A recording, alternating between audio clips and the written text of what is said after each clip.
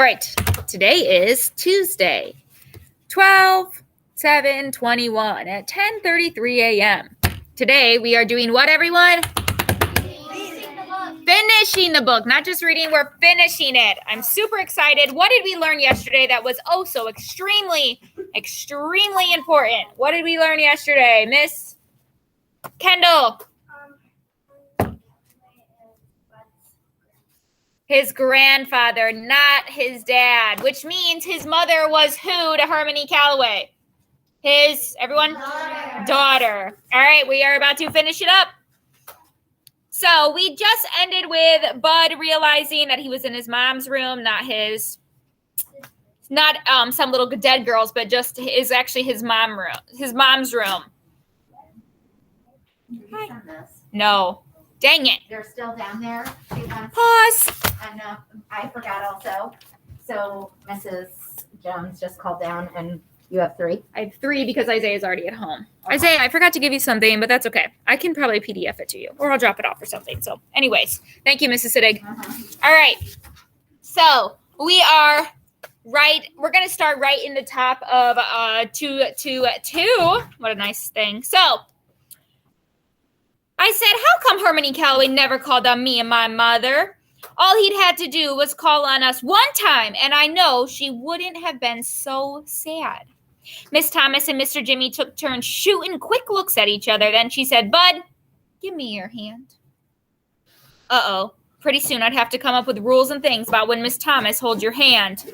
She stretched her arm across the table and held on to her fingers. Bud, she said, Mr. C, excuse me, your granddad didn't know anything about you. No one knew where your mother had gone, Eric and Alex. No, thank you, sir. Mr. Jimmy said, that's right, son. She just up and run off one day. I mean, we all knew Herman was hard on her, but it wasn't like it was nothing personal. He was hard on everybody. I used to tell him all the time to slack off some on the girl, to go easy, but I can remember his exact words. He said, easy go, don't make the mare run. This is a hard world, especially for a Negro woman. There's 100 million folks out there of every shade and hue, both male and female, who are just dying to be harder on her than I could ever be. She's got to be ready. Shoot, I could see that girl wasn't the type to. Miss Thomas said, James, why don't you just go up and check on Herman? She said, why don't you? It wasn't a question. So apparently Harmony Calloway was super hard on his daughter, meaning like he, really pushed her, really wanted her to be, the best and, really, really try hard. And sometimes in real life, if you get pushed super hard, you kind of just snap. And so she just left. And Mr. Jimmy saying all this stuff. And Miss Thomas was like, why don't you? But really meaning just go. She phrased it as a question, but she didn't mean it as a question. Mr. Jimmy said, oh, well, maybe I should, and left the kitchen. Miss Thomas told me, Bud, I know you can see your granddad has troubles getting along with most folks, right? Yes, ma'am. I think it's because he expects so much out of everybody, including himself. And when you set your standards so high, you get let down a lot.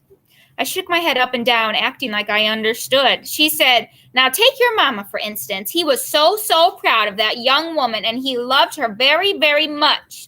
He was determined that she was going to be the very first Calloway to get school all the way through college, so he thought he had to be strict on her. But he went overboard. Bud, simple as that. He used to crow about how his mother and father had been born slaved, and now, in only 2 generations later, the Calloways had come so far and worked so hard that one of them was actually going to be a teacher. It was his dream, not hers. Not yet, anyways. And he never gave her time to pick it herself. The more he pushed her, the more she fought him.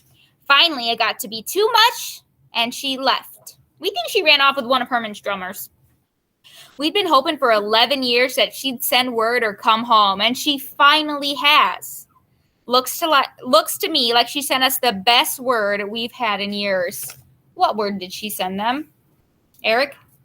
She sent them Bud. Right, she sent them Bud. No one's heard from her for 11 years, but she left those flyers and those rocks, and Bud made his way back to Herman. Hey, don't tug on my bookshelf, okay, sir? That's a really heavy. I don't need it to fall or something. Miss Thomas smiled at me. I knew she was trying to say I was the word that Mama had sent them. She said, "Wait here for 1 second, Precious. I've got to go to my room for something." Miss Thomas was probably saying that as an excuse so she could go blow her nose and cry, but she came back in a flash, and she was holding an iron picture frame and handed it to me. This has been on my dressing table for 13 years, Bud, ever since your mother was 16 years old. Now it belongs to you. The picture only showed her head. All around the edge was smoky or foggy so that it looked like Mama poked her head out of a cloud. And Mama was smiling, the same soft smile she'd give me when she got home from work. It'd been so long since I'd seen Mama smile. I wanted to laugh and cry at the same time. Remember, the only picture he has of her mother, how old is she? She's a... Child. Yeah, she's a kid. She's a child. And do you look the same as a child as an adult? No. You can look similar, of course, but his mother's been dead for 4 years, and the only picture he has, she's really young. So now she's here, she's 16, bless you. So she's a little bit older. She'll look more like how he remembers her. Miss Thomas said, "Let me show you something, Bud." She took the frame out of my hands and said, "Watch this." She moved the picture up and down, right and left, then around in circles. Do you see how her eyes are on you all the time? No matter which way you looked at the picture, she's watching. It seemed like Mama was looking directly at me no matter where Miss Thomas put the picture. Can I keep this? I felt like I've been holding on to it until the rightful owner came along, and it looks to me like he's finally shown up. What took you so long, child? Miss Thomas patted me underneath the chin. She said, "But Bud, we've got a problem I'm going to need your help with." Uh-oh. You said you were 6 years old when your mother died? Yes, ma'am. Okay, so that was 4 years ago? Yes, ma'am. Can you remember how bad you felt when the first time you knew she was gone, can't you? Yes, Mom. Or yes, ma'am, because it still feels the same. Well, you've had 4 years to heal that scar, but it still hurts some of the time, doesn't it? Sometimes a lot. I know, Bud. But remember, your grandfather and I just found out she passed. The hurt is brand new for us. Miss Thomas started swallowing. And even though he hasn't seen her for 11 years, I know there isn't a day that goes by he doesn't think about her. He'd never admit it, but there isn't one show that we give that he doesn't first look out into the audience, not to see how big the crowd is, but hoping that she'd be out there, hoping she'd would have seen a flyer tacked to a telephone pole somewhere and would stop by to see him. He loved her so much, Bud. Sorry, sweetheart. She took the hand she was squeezing my fingers with and took out a handkerchief and blew her nose. The stones that he picks up everywhere he performs are for her. She must have been 4 or 5 years old. The band was getting ready to travel to Chicago for a week, and before he left, he asked her what she wanted him to bring her back. He was thinking a doll or a dress or something, but she told him, "A walk, Daddy. Bring me back a walk from Chicago." So everywhere he went after that, he have to get her a walk. He'd write the city and the date we were there on them for her. He's got boxes of them upstairs, 11 years worth. So a walk is really a rock. Sometimes little kids, 4 or 5, have trouble saying their R's, so she called it a walk instead of a rock. No, a rock is no. So, Bud, I don't know how Herman is going to be feeling after this. That's where I need your help. You've got to remember that both Herman and I love your mother just as much as you do. That didn't seem like it could be true. Not just because they didn't seem like anyone could love my mother as much as I do, but because it doesn't seem like Hermione Calloway could love anyone at all. Miss Thomas said, "So if you remember, Bud, be patient with him. That ornery old man upstairs is very, very hurt right now, and I just can't say where he's going to land after this news gets through blowing him around." Miss Thomas was starting to do that stingy-eyed blinking. "We're all going to have to give him some time. We're going to have to let him find out how he feels before..." Mr. Jimmy came into the kitchen. "Grace," he said, "he wants you."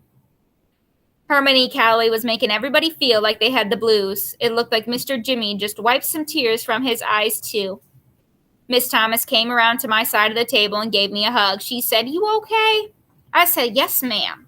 She said, "Should I go see how he's doing?" "Yes, ma'am." She left the kitchen and Mr. Jimmy went into the living room. I picked up Mama's picture and put it back in the envelope. Mr. C chose a good name for his house, because not a second went by before the door came open and the dusky devastators of the Depression walked in, talking like it was going out of style. As soon as they saw me, they all got quiet. Doo-Doo Bug said, "Hey, Sleepy LeBone, where's everyone at?" I didn't want to embarrass anyone by saying that all the grown folks were sitting all over the house sobbing their eyes out, so I said, "They're around." I remembered not to call the band sir.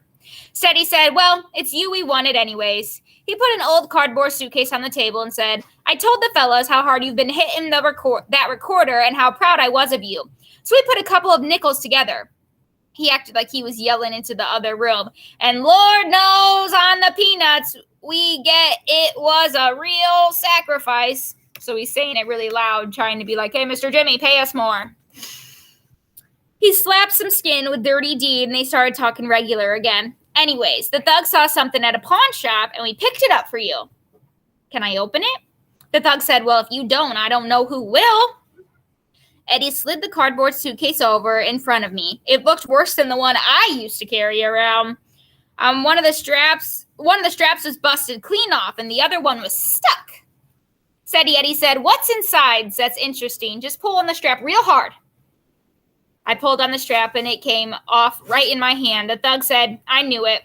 The boy's just too country. He ain't used to handling fine merchandise. We should have given it to him in a paper bag." So he's making fun of Bud because he broke the suitcase, even though the suitcase was already broken. So once again, the band, they're just being silly. I started pulling newspaper off and could tell that their gift was real heavy. All of a sudden, a shiny piece of gold showed through. I snatched more paper off and couldn't believe my eyes. The dusty devastators of the Depression had put their money together and they bought me a baby-sized horn like Steady Eddie's saxophone. Steady Eddie could see I was stuck, so he lifted it out of the suitcase and fished around in the bag for the mouthpiece, the neck, and the reed holder. He sucked the reed for a minute, put the horn together, then played it. Man, my horn sounded great. Eddie said, "It's an alto, but there's a little rust in some of the seams, but that's to be expected with a horn this old. It's still got a good tone to it. This dent didn't throw her off too much." He showed me a big dent on the bottom of my saxophone. I repatted, refelted, and restrung it. The rest is up to you. He reached in his pocket and took out a can that said Brasso on the side. "Get you a rag and shine her up. A man should polish his own horn." I looked at my bandmates and said, "Thank you. Thank you very, very much. I'll practice on this so much that I'll be just as good as you guys in about 3 weeks. Doo-Doo Bug said, "Oh, now that's cold." Remember, these guys have been playing instruments their whole life. And Bug is like, "Yeah, I'll be good in 3 weeks. Don't worry." I said, "Really, I will." The band laughed, so I did too. Eddie said, "Well, Mr. LeBone, I'll tell you what. Since you're so hot to get in this band, I better get you started with your lessons right away." He pulled a big silver watch that was tied up to a long chain out of his pocket and said, "I'm going by Tyla's for a while now, but I'll be back around 7. If you've got your axe polished by then, I'll bring some sheet music along and we can get started. Sound good?" His toothpick jumped with each word. "Sounds great," said he. Eddie took the strap off his neck and handed it to me. I put it on and Eddie handed me my saxophone for the very first time. It was the perfect weight.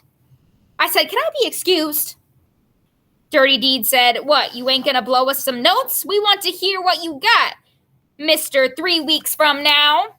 I said, I'll let you hear me in 3 weeks when we're all on stage together." They laughed again, and the thug said, "I'm going to let you in on something, Sleepy LeBone.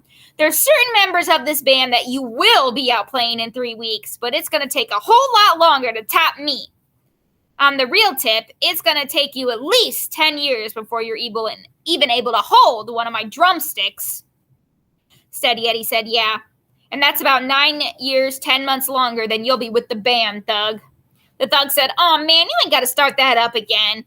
You gotta let me know what you heard. I said, can I be excused? Eddie said, go head on, Sleepy LeBone. I'll be back. I told my bandmates, thank you again. Thank you very much. The thug said, nothing to it, little man. Dirty Deed said, now, don't you let that horn whip you, son.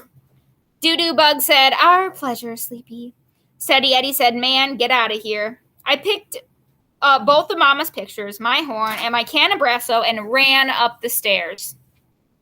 When I got upstairs, I saw Hermione Calloway's, hello, Mrs. Bell, door was still open a crack. We are on page 232, ma'am.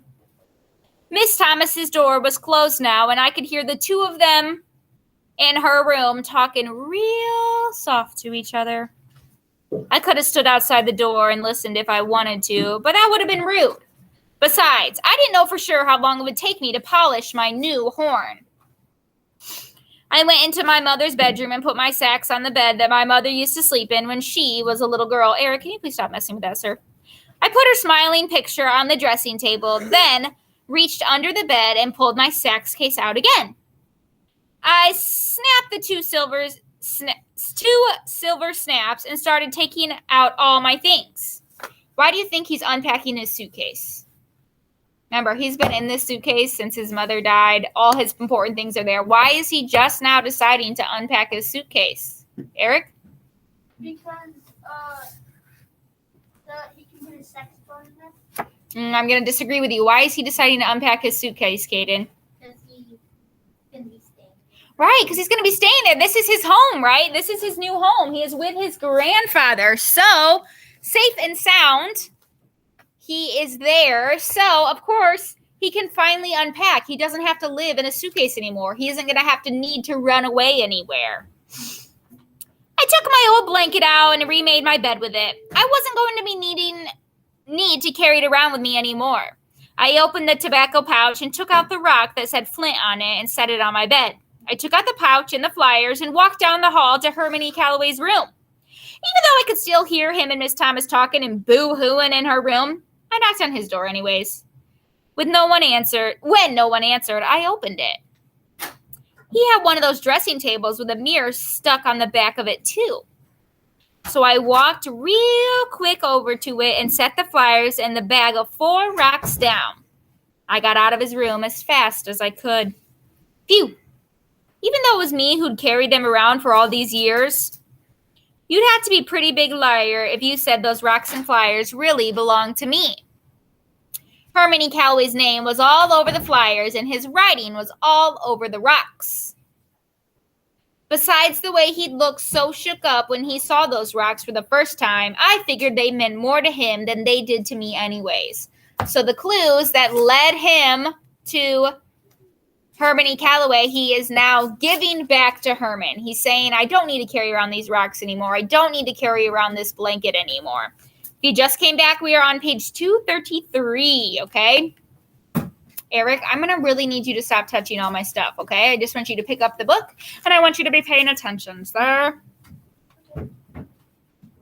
Oh, besides the way he... Oh, wait. Nope. Skip that. I already read that. I went back over to Mama's dressing table and opened the little drawer. I took one of the thumbtacks out and went back to Mama's bed. Next, I took out the envelope that had her picture in it. I took out the picture of her riding the sad, saggy pony. I still couldn't believe what she had been so unhappy about. The Miss B Gotten Moon Park looked like somewhere she could have had a lot of fun. I poked the thumbtack into the top of Mama's picture and walked to the wall that she'd stuck all the pictures of the horses on. I put Mama's right amongst all those ponies and horses she'd like so much. Brayden and Kelsey, let's focus. We only have like 2 more pages.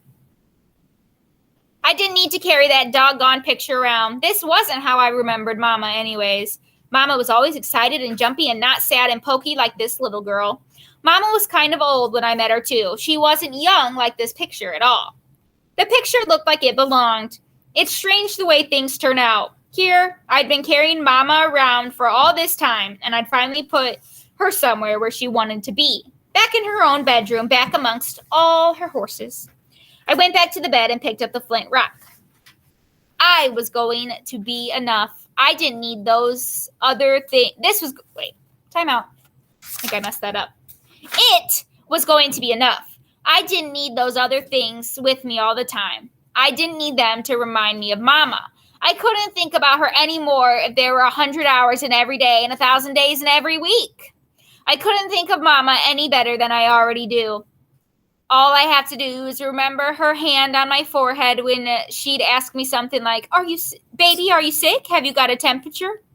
All I have to do is remember Mama letting me dry the dishes after she'd washed them. How she used to say no one in the world could dry a plate the way I could. All I'd have to do was take 2 or 3 deep breaths and think of all the books she'd read to me at night and remember that no matter how long it took, she'd read until I went to sleep. Desi Malone was right. I was carrying Mama inside me, and there wasn't anyone or anything that could take away from that or add to it either. The one rock from Flint would be enough. I set it in my sax case. I picked up my saxophone. It was the most beautiful thing I'd ever seen. I wet the reed the same way I'd seen Steady Eddie do, then clamped it to my mouthpiece. I closed my eyes and counted to 10. If after I got to 10, I blew the horn and it sounded pretty good, I knew I'd be playing along with the Dusky Devastators of the Depression in a week or 2. If it didn't sound so good, it meant I'd have to practice for a couple of months before I'd be good enough to get on stage with them. 1, 2, 3, 4, 5, 6, 7, 8, 9, 10. I puffed my cheeks and blew as hard as I could. The saxophone only squeaked, squawked, and groaned. Then it sounded like it was making up words like a walk and razog and baloopa. Shucks, maybe I didn't puff my cheeks out right. Maybe I was blowing too hard. I counted again. 1, 2, 3, 4, 5, 6, 7, 8, 9, 10. This time, the horn only squeaked, squawked, and groaned. It didn't sound like it was trying to make up any words. It sounded great. It wasn't perfect, like when Steady blew it, but I could tell that one day it was going to be. Something told me I could learn how to play this. Something told me that those sounds were more than just bad notes. If you didn't have a real good imagination, you'd probably think those noises were the sounds of some kid blowing a horn for the first time. But I knew better than that. I could tell those were the squeaks and squawks of one door closing and another opening. I looked at the picture of Mama that Miss Thomas gave me. Mama was looking right at me with the same soft smile. I know it's stupid to smile back at a picture, but I couldn't help myself. I know it's even stupider to talk to a picture, especially when it hadn't said anything to start a conversation. But I had to say, here we go again, Mama, only this time I can't wait. I closed my eyes and began practicing. Shucks.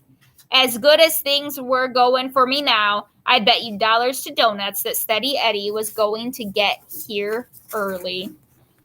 All right, I need your eyeballs on me. So remember, what did Bud say he started his journey with? It was like a what? He had this little idea that started as a blank and got to a blank. His tiny idea started as a what, Alex? A seed, and it turned into a what? Anyone remember what he calls it, Liliana? Yes, a mighty maple tree. So this tiny seed of an idea that he had, that Hermione Calloway, who we saw on a flyer, was his father. Did that work out for him? No. But it kind of worked out. It's not his father. It is his grandfather. So that seed of an idea led Bud to getting a home. Kelsey, what's your question, ma'am?